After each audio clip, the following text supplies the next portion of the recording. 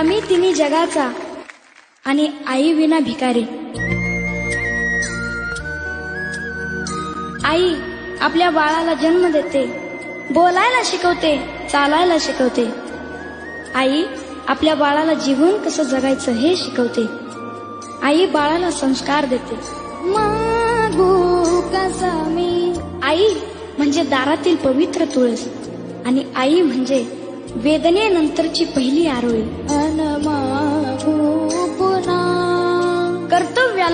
कर्तृत्वाला पूर्ण करीत जी खंबीरपणे उभी राहते ती म्हणजे आई। आपल्या बाळाच्या मुखात जाणारा घास पाहून जिची भूक नाहीशी होते ती म्हणजे आई।